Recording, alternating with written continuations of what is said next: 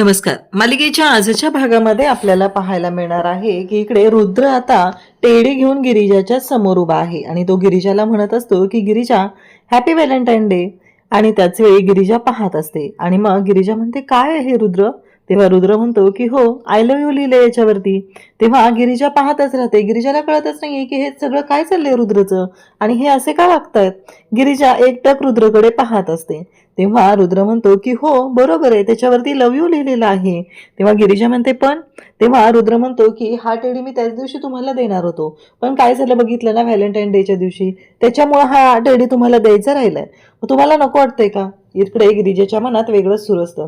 गिरिजाला वाटत असतं की खरंच म्हणजे रुद्र जे काही बोलतायत ह्यामध्ये काही तथ्य आहे का, काही गोंधळ आहे का, हा विचार गिरिजा करत असते. गिरिजाला वाटत असतं की रुद्रच्या मनात वेगळं काही नाहीये ना, असा विचार तिच्या डोक्यात आलेला असतो. तेव्हा रुद्र म्हणत असतो की हे बघा गिरिजा, हे सगळं जे काय आहे ना हे आपल्या मैत्रीचं प्रेम आहे, म्हणून मी तुम्हाला हा टेडी देतोय, बाकी असं काही नाहीये, असं तो सांगू लागतो. आणि त्याच वेळी इकडे गिरिजा सुद्धा खुश असते. गिरिजा म्हणते की हा पण. रुद्र म्हणतो तुम्ही शांत झालात याचा अर्थ तुम्हाला नकोय का हा टेडी, म्हणजे तुम्हाला वेगळं काही वाटतंय का. तेव्हा गिरिजा म्हणते नाही नाही तसं काही नाहीये. असं म्हणत गिरिजा म्हणते की चालेल. रुद्र तो म्हणत असतो की ठीक आहे मी नाही देत तुम्हाला टेडी, असं रुद्र तिला सांगू लागतो. परंतु गिरिजा या गोष्टीसाठी तयार होते. त्यानंतर रुद्र तिला टेडी देतो. रुद्राने एकच ठरवलेलं असतं की गिरिजाला जे हवं आहे, ज्या गोष्टी पाहिजेत ते सगळं तिला द्यायचं. यासाठीच गिरिजाच्या सगळ्या गोष्टींकडे रुद्रचं लक्ष असतं. गिरिजाला आनंदात ठेवायचं ह्या सगळ्या गोष्टींचा विचार इकडे सुरू झालेला असतो. आणि त्याचबरोबर पाहायला मिळतं ते म्हणजे काहीही झालं तरीही या सगळ्यामध्ये गिरिजाला वाटत आहे की रुद्रला आपण दुखवायला नको आहे आणि म्हणूनच गिरिजाने या सगळ्या गोष्टींचा विचार केलेला असतो. त्यानंतर आपल्याला पाहायला मिळतं ते म्हणजे गिरिजा शांतपणे या सगळ्या गोष्टींचा विचार करते आणि रुद्रने दिलेला जो टेडी आहे तो टेडी सुद्धा घेते. आणि मग रुद्र गिरिजाकडे पाहत राहतो, कारण गिरिजाला असं वाटत आहे की त्यांनी एवढं प्रेमाने दिलाय ना आणि आमच्या दोघांमध्ये मैत्री आहे आणि टेडी सुद्धा खूप सुंदर आहे, तर गिरिजाने तो टेडी घेतलेला असतो. गिरिजा म्हणते की रुद्र एक विचारायचं होतं, कामाचं कुठंपर्यंत आलेलं आहे, असं गिरिजा त्याला विचारते. आणि तेव्हा रुद्र सांगू लागतो की हो मी गेस्ट लिस्ट बनवतोय, बाकी असं काही नाहीये, एकदा का गेस्ट लिस्ट तयार झाली की मग होईल. तेव्हा गिरिजा म्हणते की हो का, चालेल ठीक आहे, असं गिरिजा सांगू लागते. आणि मग गिरिजाच्या डोक्यात ज्या गोष्टी आहेत त्या पद्धतीने सगळं सुरू झालेलं आहे. आणि मग गिरिजा म्हणत असते की रुद्र मला एक विचारायचं होतं तुम्हाला, आत्ता ह्या ज्या कार्यक्रमासाठी आपण बोलवणार आहोत ते सगळेजण येणार आहेत ना, असं गिरिजा विचारते. तेव्हा रुद्र सांगत असतो की हो म्हणजे काही राजकारणातली मंडळी आहेत, बाकीचे आहेत. तर गिरिजा म्हणते की मला काय वाटतं माहिती आहे का, आपण या कार्यक्रमासाठी ना एक काम करूया, आपण या कार्यक्रमासाठी काही मीडियावाले त्याचबरोबर काही पोलीस स्टाफ वगैरे हे सगळे बोलूया, म्हणजे मुलांना त्यांचं मार्गदर्शन मिळेल ना, कारण हा जो वर्धापन दिनाचा सोहळा आहे तो छान झाला पाहिजे, मुलांना पण छान वाटलं पाहिजे, असं गिरिजा म्हणते. तेव्हा रुद्र म्हणतो की छान आहे आयडिया ही, म्हणजे पोलीस आले तर गिरिजा म्हणते की पोलिसांकडून आपल्या मुलांना आणि त्याचबरोबर पर्सनली ज्या बायका आहेत त्यांना असं कळेल की कसं लढायचं, त्याचबरोबर त्यांच्यावर कोणतं संकट आलं तर कसा सामना करायचा, यासाठी हे बोलते. तेव्हा रुद्र म्हणतो की चालेल, कारण गिरिजाच्या डोक्यात वेगळा प्लॅन सुरू आहे. तिथे नागेश्वर जो आहे त्याला उघडं पाडण्यासाठी जे काय करता येईल ते सगळं गिरिजाने करायचं ठरवलेलं आहे. नागेश्वर घोरपडे कसं आहे हे गिरिजाला चांगलंच माहिती आहे आणि म्हणूनच गिरिजाने या सगळ्या गोष्टींसाठी तयारी केलेली असते. इकडे नागेश्वर आणि सुभानराव बोलत असतात. नागेश्वर सुभानरावला सांगत असतात की ते आपण साखर कारखान्यावर ऊसाचा जो काही काटा मारतो ना ते बंद करा जरा, शेतकऱ्यांसाठी ते जरा धोकादायक आपल्याला ठरू शकतं, आपली ही निवडणूक आहे ना ती होईपर्यंत ते बंद करा, असं सुभानरावला सांगत आहे. तेवढ्यातच सावीला तिथं बोलवलेलं असतं. सावी आलेली आहे. तेव्हा नागेश्वर म्हणतात की सुभानराव तो फोटो त्या पोरीला दाखवा जरा, असं म्हणत सुभानरावने तो फोटो सावीला दाखवण्यासाठी घेतलेला असतो. आणि मग सावी तो फोटो पाहते आणि फोटो पाहून इकडे गिरिजा तिला विचारलं जातं की ह्या बाईला कुठं पाहिलंय का तुम्ही, नाही बघा बरं जरा, असं म्हणत सावीला तो फोटो दाखवल्याबरोबर एक गोष्ट क्लिअर होते आणि ती म्हणजेच की सावी म्हणते की हो मी पाहिलंय या बाईला. तेव्हा सुभानराव आणि त्याचबरोबर सावी आणि नागेश्वर. नागेश्वर म्हणतो की कुठं पाहिले या बाईला तुम्ही? तेव्हा सावी सांगू लागते की मी या बाईला आपल्या NGO मध्ये, रुद्रच्या NGO मध्ये पाहिले. तेव्हा सावीला सांगितलं जातं की आत्ता ती बाई कुठे आहे? तेव्हा सावी सांगते की अहो ती बाई ना, माझं तिचं भांडण झालं, त्यानंतर ती पळून गेली, ती नाही आहे बाई तिथं आता. तेव्हा सुभानरावला नागेश्वर सांगू लागतो की बघितलं ना आपलं काय ठरलं होतं आणि गोष्टी कशा घडत गेलेल्या आहेत. मी सांगितलं होतं ना बारीक लक्ष ठेवायचं त्या बाईवर. सुभानराव म्हणू लागतात पण साहेब मला एक विचारायचं आहे की त्या बाईमुळं असं काय होणार आहे वेगळं? इकडं नागेश्वरच्या डोक्यात त्यावेळच्या म्हणजे 20 वर्षापूर्वीच्या ज्या काही आठवणी आहेत त्या जाग्या झालेल्या आहेत आणि त्याला आठवू लागलेलं आहे की नक्की या बाईमुळं काय होणार आहे, या बाईमुळं काय घडू शकतं याचा अंदाज फक्त आणि फक्त नागेश्वरला आहे. कारण ही बाई काय करू शकते हे फक्त नागेश्वरलाच माहिती आहे. इकडे सुभानराव जेव्हा बोलत असतो तेव्हा मात्र नागेश्वर आता त्याला आठवत आहे. कारण जेव्हा नागेश्वर त्यांचं घर सगळं उद्ध्वस्त करायला गेलेला होता तेव्हा तो म्हणत होता नागेश्वर देवकीला की एक रात्र माझी हो, फक्त सगळं सगळं तुझं सोडून देईल, फक्त एक रात्र माझी हो. पण देवकी काही ऐकत नव्हती, ती रूममध्ये लपून बसलेली होती. आणि त्याचबरोबर जेव्हा नागेश्वर म्हणालेला असतो की बघ असंही तुझं सगळं साम्राज्य मी घेतलेलं आहे, तुझ्या नवऱ्याला पण आता संपून टाकलेलं आहे, त्याच्याकडून सगळ्या सह्या घेतलेल्या आहेत, आपल्या छकुळीचा वाढदिवस आहे आई. पण देवकीने ऐकलेलं नसतं आणि मग नागेश्वर तिलाच म्हणत असतो की आज अशी मोठी मेणबत्ती पेटणार आहे ना की बघ काय होणार आहे. आणि असं म्हणत नागेश्वरने ज्या पद्धतीने तिचं घर जाळलेलं असतं, अख्खं कुटुंब जाळलेलं असतं, तर हे सगळं नागेश्वरला आठवत असतं. आणि नागेश्वर फक्त म्हणत असतो की ती बाई जर समोर आली तर आत्तापर्यंत उभा केलेला हा सगळा डोलारा उद्ध्वस्त होणार आहे. या गोष्टीची भीती नागेश्वरला वाटू लागलेली आहे. तर इकडे गिरिजा आता वासंतीकडे येते आणि वासंतीला म्हणत असते की माझ्या डोक्यात एक प्लॅन आहे. आपण इकडे ते नागेश्वर साहेब जे आहेत ना ते कधीही शोधू शकतात, तुम्हाला तर माहिती आहे. आता किती दिवस आपण देवकीला लपवून ठेवू शकतो, कारण त्यांना संशय आलेला आहे. तेव्हा इकडे वासंती पण तेच म्हणत असते. गिरिजा म्हणते की माझ्या डोक्यात एक प्लॅन आहे. असं पण उद्या वर्धापन दिनाचा कार्यक्रम आहे आणि त्या कार्यक्रमातच आपण देवकीला समोर आणलं आणि हे सत्य सगळ्या जगासमोर आणलं तर. तेव्हा वासंती म्हणते की हां तसं पण पण ती म्हणत असते पण हे सगळं शक्य होईल का? तेव्हा गिरिजा म्हणते की तिथं नागेश्वर काहीच करू शकणार नाही. तुमच्या लक्षात येते काही? तेव्हा वासंती म्हणते की बरोबर आहे, तुझं म्हणणं सगळं पटतंय मला, पण खरंच ह्या गोष्टी शक्य आहेत का? तेव्हा गिरिजा सांगू लागते की का नाही, उलट तिथे नागेश्वर साहेब काहीच करू शकणार नाहीत आणि सगळ्यांच्या समोर सत्य येईल ते वेगळंच आहे. असं सांगितल्याबरोबर इकडे गिरिजा आणि वासंतीचा प्लॅन ठरतो. दुसऱ्या दिवशी सकाळी वासंती किचनमध्ये असते. रुद्र आणि गिरिजा दोघंही तिथं आलेले असतात. रुद्रला फोन येतो NGO मधून आणि रुद्र म्हणतो की आपल्याला जावं लागेल. तेव्हा गिरिजा म्हणत असते की हो. वासंती म्हणते की नाही, अजिबात नाही, नाश्ता केल्याशिवाय कुठेही जायचं नाही तुम्ही दोघांनी, असं वासंती त्यांना सांगत असते. तेवढ्यातच नागेश्वर तिथे येतो आणि नागेश्वर म्हणू लागतो की चिरंजीव जो कार्यक्रम आहे ना आजचा त्याच्यामध्ये बदल करायचा आहे. रुद्र म्हणतो पण आबासाहेब हे सगळं झालंय ना ठरवून, आता आता काय बदल करणार आहोत, असं नागेश्वरला तो सांगत आहे. नागेश्वर म्हणतो की कसं आहे, NGOचं जे दीप प्रज्वलन आहे ते आमच्या हस्ते न होता यावेळेस दीप प्रज्वलन तुमच्या आईसाहेबांच्या हस्ते झालं पाहिजे.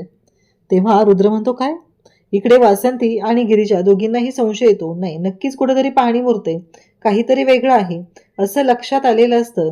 आणि त्याच वेळी रुद्र म्हणत असतो की काय बोलताय तुम्ही हे? तेव्हा नागेश्वर सांगू लागतो की हो, हे खरंच सांगत आहे मी, असं तो म्हणतो.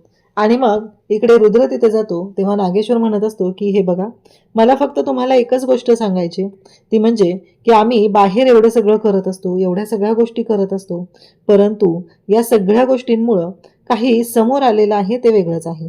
कसं आहे, आम्ही बाहेरच्या लोकांसाठी एवढे कष्ट घेतो पण घरात आम्ही काहीच करू शकत नाही आहे ना.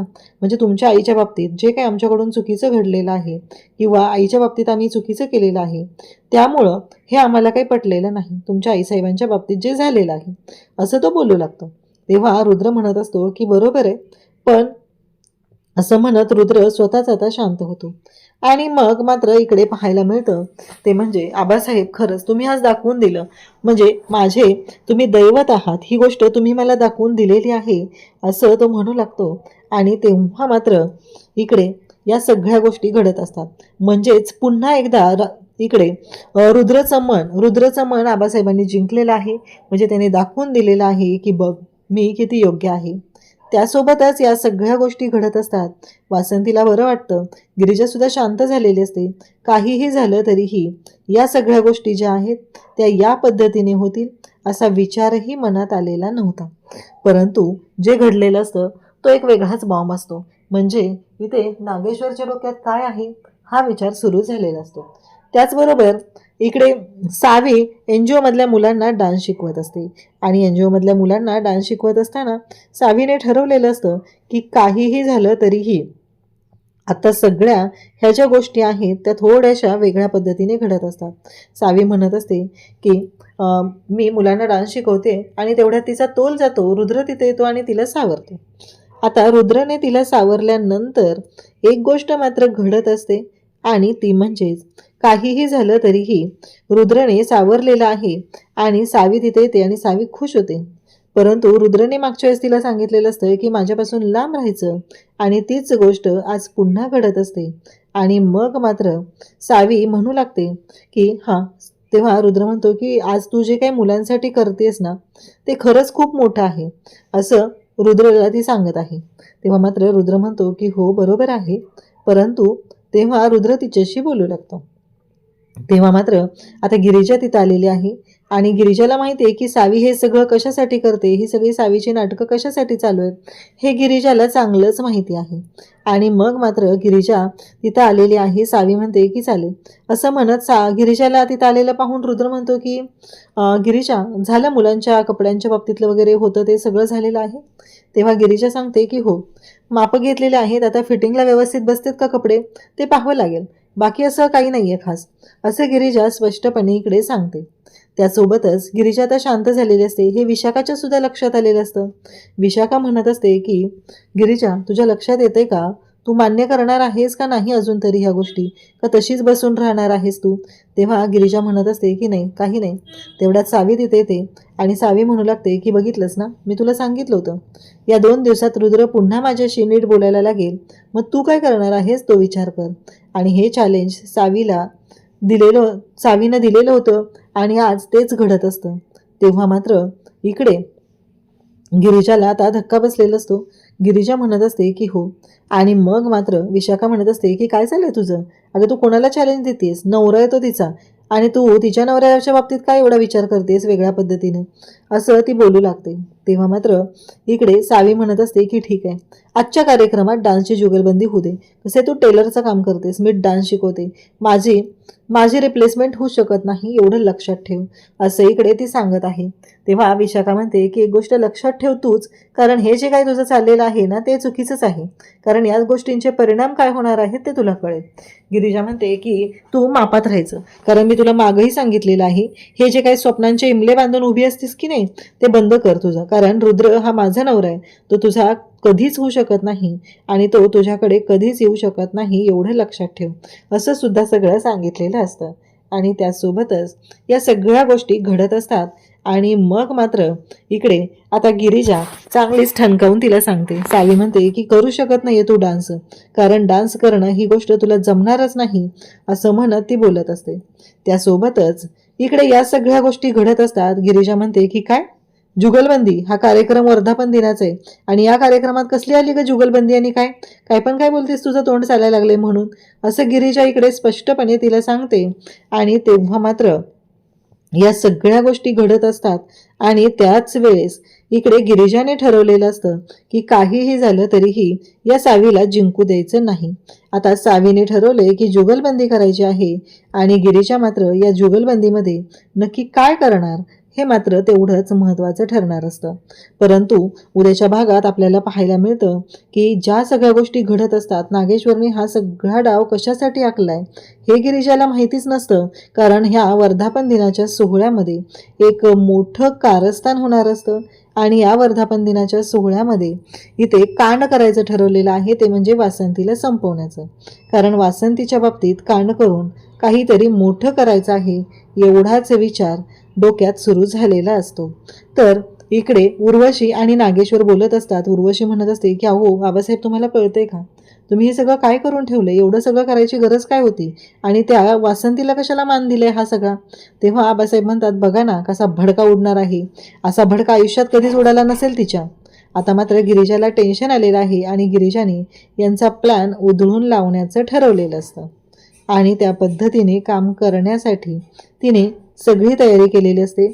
आणि जेव्हा वासंती स्टेजवरती जाते आणि स्टेजवरती जाऊन वासंती तिथे मेणबत्ती पेटवणार असते, तेव्हाच हे सगळं घडणार असतं. असं गिरिजाच्या प्लॅननुसार सगळं झालेलं आहे आणि तिने या दोघांचा प्लॅन उधळलेला आहे. त्याचबरोबर गिरिजा आता देवकीकडे गेलेली आहे आणि ती देवकीला सांगत आहे की काहीही झालं तरीही देवकीला तिने सांगितलेलं आहे की या सगळ्या गोष्टी ज्या घडत आहेत त्यामध्ये आज तुम्हाला सर्वांच्या समोर यावंच लागणार आहे. जर आज तुम्ही सगळ्यांच्या समोर आला नाहीत तर पुन्हा कधीच हे होऊ शकणार नाही, असं म्हणत तिने देवकीला सांगितलेलं आहे. आणि देवकीला ही गोष्ट पटवून दिलेली आहे की काहीही झालं तरीही या सगळ्या गोष्टी अशा पद्धतीने समोर येत असतात. आता देवकी तयार झालेली आहे, कारण आजपर्यंत जो काही अन्याय झालेला आहे त्या सगळ्या अन्यायासाठी, अन्यायाच्या विरुद्ध लढण्यासाठी देवकी सज्ज झाली. अशाच अपडेटसाठी चॅनलशी कनेक्ट राहा. थँक्यू.